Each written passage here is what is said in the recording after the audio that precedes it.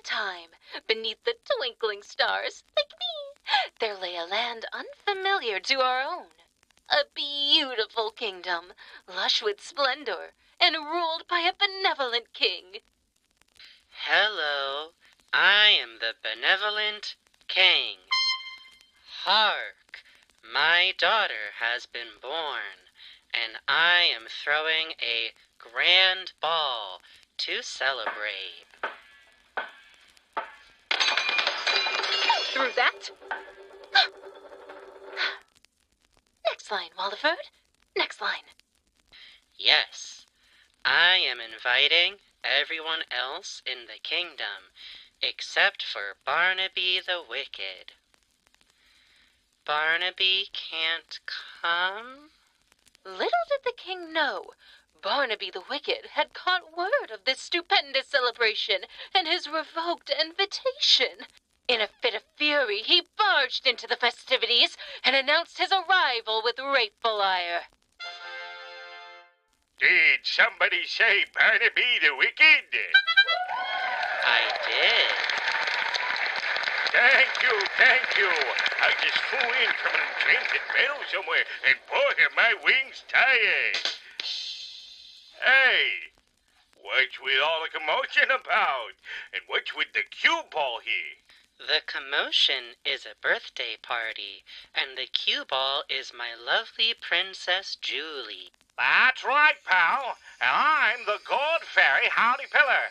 That little bundle of joy there is a potential consumer, so hands off of the baby, Buster. A fancy shindig for a baby, and you didn't invite me. Barnaby the Wicked. With a name like that, you know I'm the life of the party.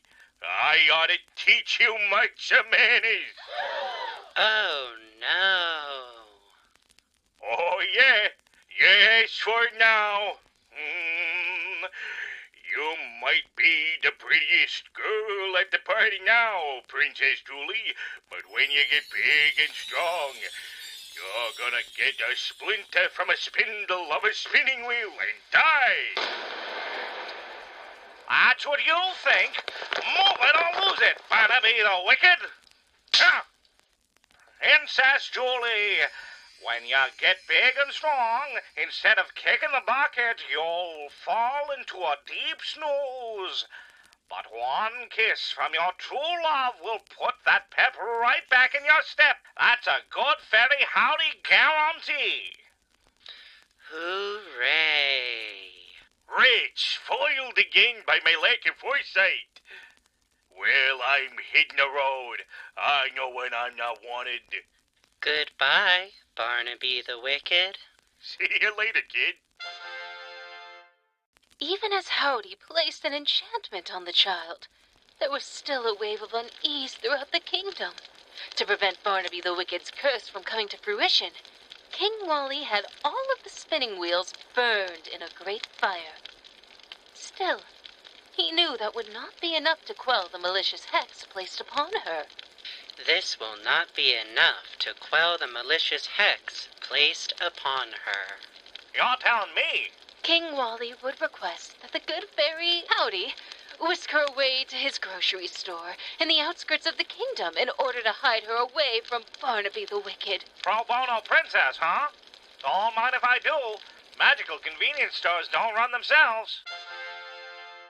For many clock turns, the good fairy Howdy would raise young Princess Julie into a big and strong rainbow monster. But to keep her origins a secret, he would give her the name SweetBriar. That's me, SweetBriar. Oh, how lovely am I! How cheery I be! Watch where you're twirling that broom, SweetBriar. You're likely to whack one of my antennas off. Sorry, Howdy. I'm just so happy to work here every day. In fact, it makes me so happy that I could sing. You could, but how about you go outside instead and take the day. Oh, forget it. Scram, will ya? Okay, yippee! Don't talk to anybody strange either. There could be entomologists out there. SweetBriar skipped off into the nearby woods, letting her melodious voice move through the trees over the beautiful bushels of flowers, and finally, upon the ears of a handsome prince, Prince Frank. Hark! I hear the enchanting singing of a bewitching maiden true. The bewitching maiden is me, but I'm no witch. I'm SweetBriar. So you are. I've been pleasantly enraptured with your unique warbling, my SweetBriar. I'm Prince Frank. It's a pleasure to meet you. Golly, a prince? But what is a prince doing out here? The script called for it.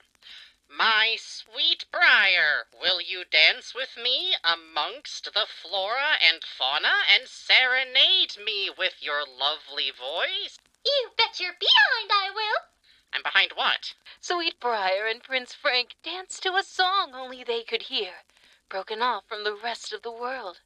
When they finally broke apart, the two departed, promising to see each other again very soon. SweetBriar returned home with a skip in her step. She told the good fairy Howdy she had fallen in love. Hark! Your SweetBriar is home and in love.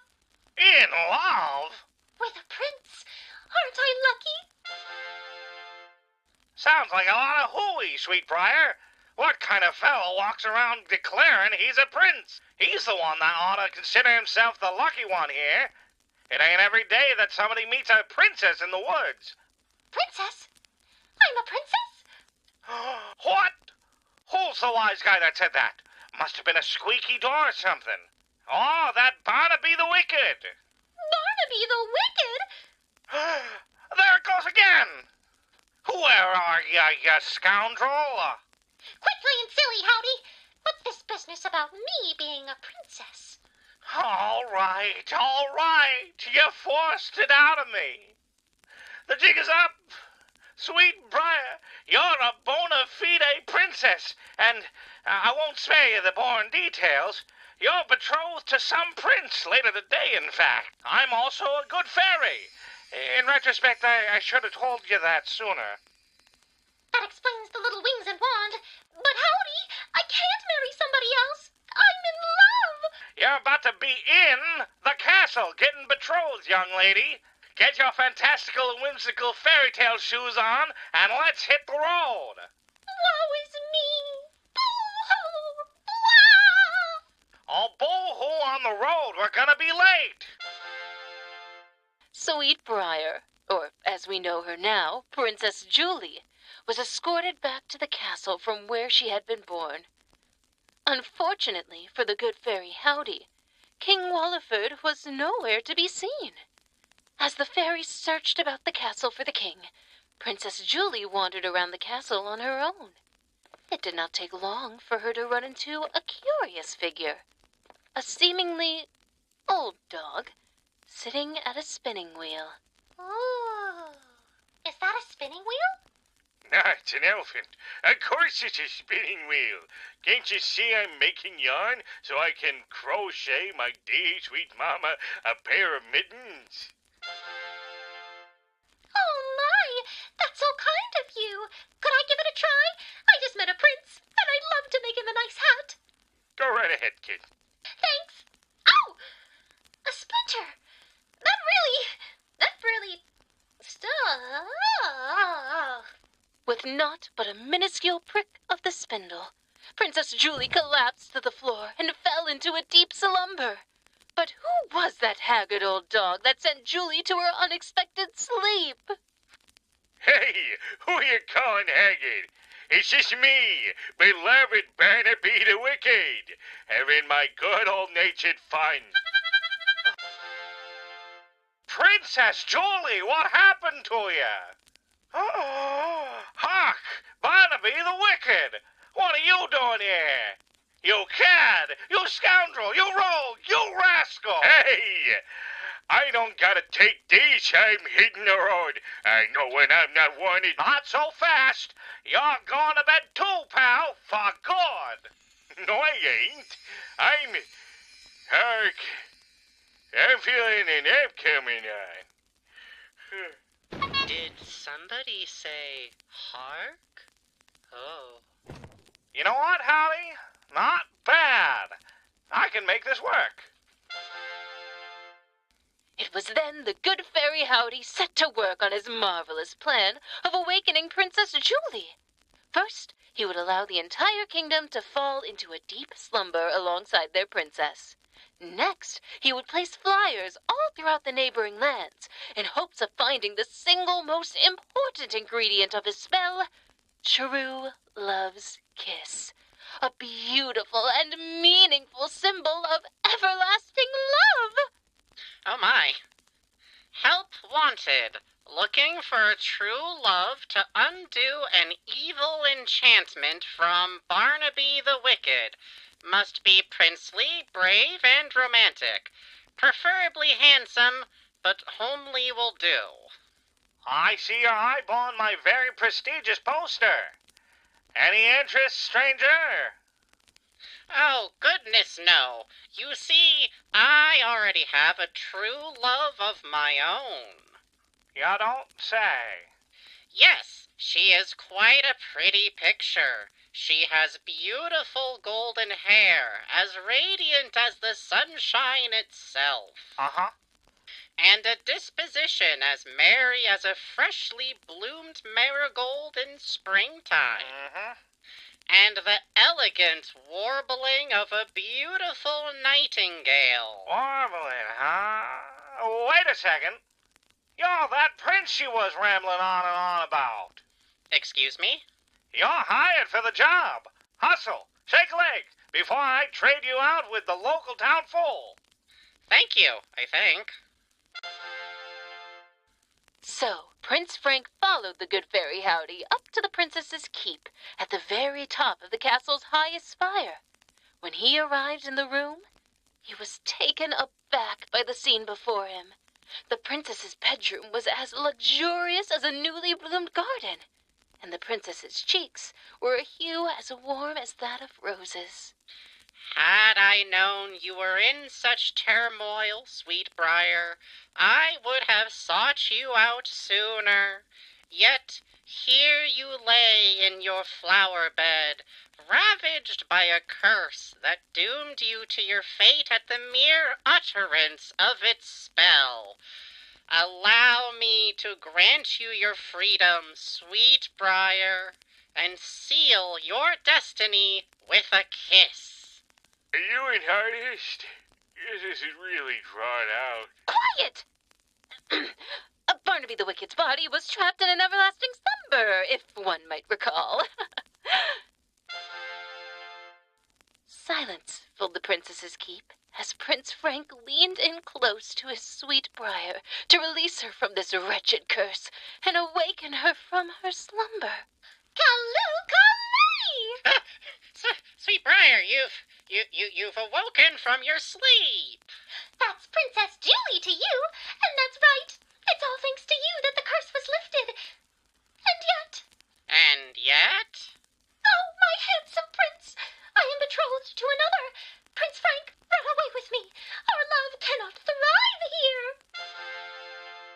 We just got this all sorted out. Go on, King Wally. Tell him. Oh, Princess Julie, you're awake. I lost my place. The betrothal kid. Oh, yes. Don't run away, Princess Julie.